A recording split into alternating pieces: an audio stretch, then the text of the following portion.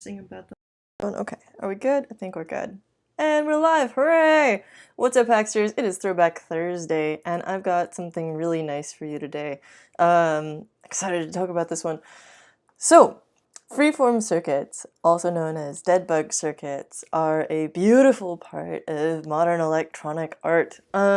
So since it's Throwback Thursday, I wanted to go through a few of my favorite classic examples of this, and eventually end up with more cool stuff from nowadays. So anyway, one of the first examples of freeform or dead bug soldering that I saw and got really inspired by was this post by Tallman Labs from 2012, and it was this beautiful, gorgeous, like, not only is it really hard to cast epoxy that beautifully, but the circuit itself is amazing. So this is a headphone amplifier, and it's been cast or potted in hard resin so that you can just see the circuitry inside. And this is like several steps above your sort of old school 90s transparent technology enclosures. This is like straight up, you just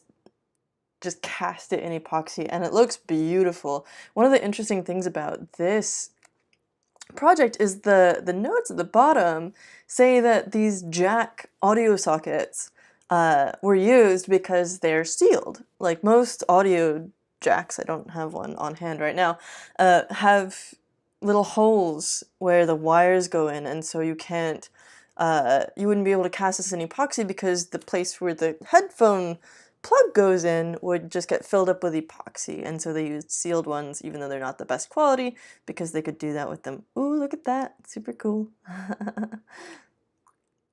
So they first sealed those up with extra resin and then potted the whole thing. And you can read all about that. That's the first link in the description to this video. But isn't that gorgeous? I just want to spend a minute looking at this. I could look at it forever. It's beautiful. Anyway, you might notice that the title says freeform soldering or freeform circuits, but I also said this word dead bug, and that comes from basically this tradition of, you know, whether you count it as a tradition or not, of creating circuits with a little chip. And when you look at it, let me pull this up for you. When you take, for example, a little 555 chip, everything here. There we go. And then you flip it upside down, it kind of looks like a little dead bug on its back. And I think that's like one of the cutest little things. When I first heard that, I was like, that is so charming. So you solder to this stuff and it looks like just like a little dead bug with its legs all like wonky, and then you have the little stuff soldered to it. So here's another sort of older example from Make Magazine. Where you can check out this old post from the Dangerous Prototypes forum and look at this little circuit. Let's see.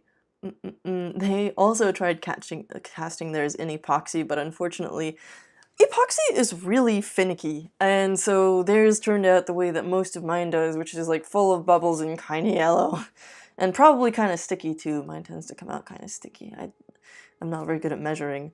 But it still looks pretty cool. I forget what the little wire is. It's some form of like programmable chip. But anyway, yeah, you can see the little SMD components. Dead bug with SMG is especially challenging. In the opposite style, here's one of my first Hackster projects, which is actually just imported from my old blog, which is no longer actually available, but is available on the Internet Archive's Wayback Machine. Oh boy, there was a video of it originally. But basically I felt bad one night and used some art to cheer myself up. And this was back in 2011 at the Ann Arbor Hackerspace All Hands Active. And so I brought that into the office so we could look at it, and it is right here. So live from 2011, here's the Luminary soldered leaf pendant. And it still works just fine. The beautiful bright copper wires have gotten a little bit tarnished over the years. And then all this silver stuff is just the leads of the LEDs, which I sort of hand curved with some pliers, and basically they're all wired in parallel, so the power connects along this central stem here. And then, you know, their little legs come off of here, those are all the positive legs, and then the negative leads all join at the outside, and there's a little bit of unbridging there, but I think those are both negative leads, so it doesn't really matter. And then, of course, those don't connect to the stem because that would short it out. And this is what the back looks like. But this made me really happy when I first made it, because it was like, oh man, you can just make beautiful things out of just components. And what I really wanted to look for a while was, I searched high and low for LEDs with extra long legs, and I could never find any. So if you can find, if you have any recommendations for places I can get LEDs with extra long legs, then I can make extra beautiful little sculptures and stuff. But you can see that it still works. Funny note with, this is obviously not cast in epoxy, but the LEDs themselves are actually made of little epoxy domes over the circuitry. And yeah, I really like this aesthetically, and so I would wear it as a pendant, but rather than having the battery at the back of the neck, for some reason I decided that I would put it in the front so that I could easily just sort of like lift it out of my garment. So it sort of like sat like that, and then pretend that I've like shoved it down the front of my shirt. For a while I connected a little tiny circuits board to it. I actually just removed it from here because I couldn't find any small enough batteries, and you can kind of wedge a 2032 in there, but it's not optimal. But if you're not familiar with tiny circuits, they make these really small, stackable Arduino boards, and that's what the Luminary pendant project is published with. So you can kind of see, here's a little programmer, little FTDI chip on it, tiny shield USB. They've got a bunch more modules now, and there's all kinds of stuff. So if you're looking for something that is a little bit more friendly to work with than a oh yeah, and then this is the actual processor with the, what is it? That's MD 2000, wait, that's 2001? So it's just got, you know, a little coin cell holder built into it, and it's a processor. But then there's this like little USB connector thing, which I don't actually remember why that's in there. Oh, I think it's because I was programming it to do like a fade effect or something. And then they have these little proto boards. So Tiny Circuits still makes a ton of new things, including the Tiny Arcade, and a tiny little Game Boy and things like that. All sorts of cool stuff that you can check out. And I love their stuff. They also make the Tiny Lily, which is an actual washable little Arduino board that's seriously tiny and you can sew into your clothing. Okay, so that's, you know, Tiny Circuits. That's the Soldered Leaf project. I still love this one. I think it's aesthetically beautiful. And that's sort of what a lot of this is about. It's about technical ability, but also just the pure beauty of circuitry, because often this stuff gets hidden away in enclosures and all the sort of artistry is lost. And so here's one that is newer, posted by Jiri. I'm not sure how to say your name, but it's a gorgeous sort of holiday themed one, or wintry themed, this beautiful snowflake, and it's got a little Arduino Nano at the heart of it. What's cool is that it's even programmable, so it's animated. One really cool thing about this one is how they put this jig together to get all the proper angles with the brass rods and stuff. There's, how many? 12 little surface mount LEDs in the middle there, and then, 18 regular, larger white LEDs at the outside. And I think there's a video in here. Yeah, here we go. Look at this. Wow. So you can use this little touch sensor to switch modes. That's so beautiful. Can't deal. Gotta stop it. I could just stare at this stuff forever. The same person has just created this beautiful orb-shaped ornament as well. Oh, so good! More SMD LEDs, sort of alternating red and yellow ones. There are 18 of them again, 0805 LEDs grouped into 9 segments, and it's powered, all this is powered by a single 3-volt coin battery. CR2032, look at that! You just have the little coin cell in the middle there, and it powers this whole thing. And the controller chip in the middle there is an Atmega 8L. And it kind of reminds me of the way that this one looks, but I think that's just because they have the same shape of chip. All the little square chips look the same to me. But again, like really beautiful incorporation of those resistors and stuff.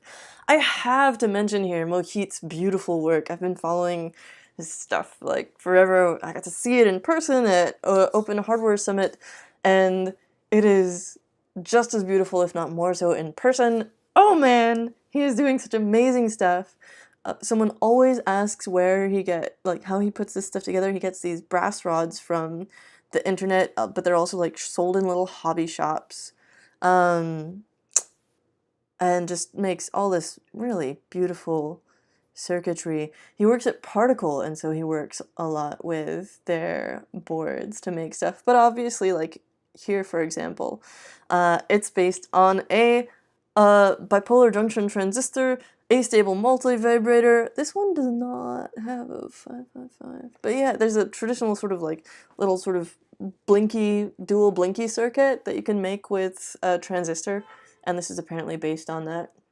But he's modified it to breathe instead of blinking, which is cool. Where's the... So, okay, here's a really cool one. It's called Xenyan, I think is how you would say it, because it's a Nyan cat inspired little tiny robot based on a particle xenon. And it's designed to do light painting, which means that... Oh, yeah. Wow. This is a little audio meter, visual audio meter. So cool. He tells people a lot about how he builds these as well. I'm gonna try it. Here we go.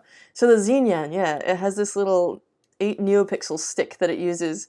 As it drives along, it basically paints, it changes the neopixels so that when you point a camera at it and leave the shutter open in a long exposure, it'll basically print with light across there, and that's just so cool. You get these things like hovering in midair. I love the effect. It's so cool. Mohit, you're a genius.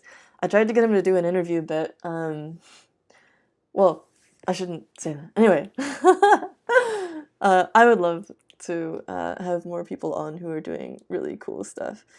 He's too cool. Too cool to do interviews with Hackster.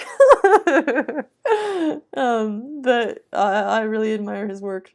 It's so good. And he's a cool guy.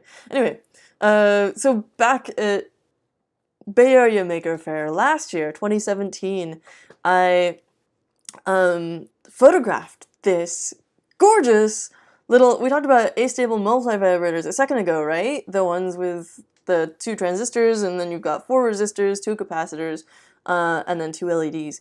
And Mike Schiss of Hackaday created this gorgeous little version of that just sits on top of a 9-volt battery. And it's really cute. That's the thing. These things are beautiful. They're cute. You can see how in the middle there, there's 2 little wires that cross between the transistors, or capacitor. Yeah. Transistors, capacitors, sort of both, like they go to each other. And he's left on a little bit of the wire casing there in between just to ensure that they don't short out, which I think is a cool way to handle that. And it's just, oh, so cute. Speaking of Hackaday, they have, and Freeform Circuits, they have a contest going on right now called the Circuit Sculpture Contest. So if you want to see lots more of this stuff, go check it out. Submit your own if you would like to. And I can't wait to see what comes out of this. Like, for example, Arduino skeleton, super cool. And if you want to see more art circuits in general, then check out our Badge Love contest, which is open now.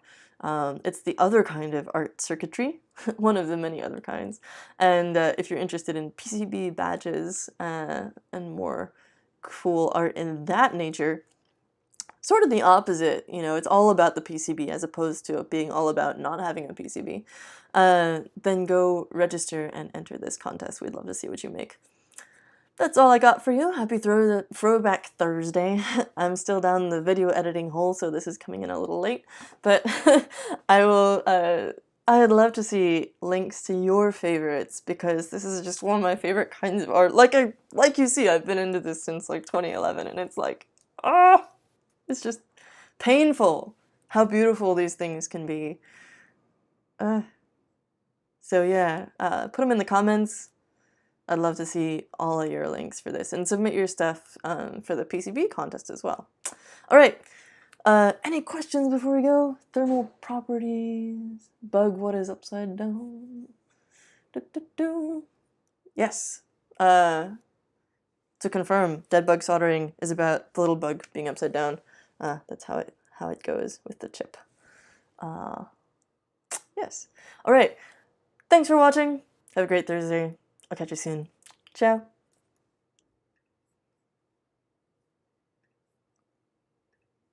Oh boy, where's the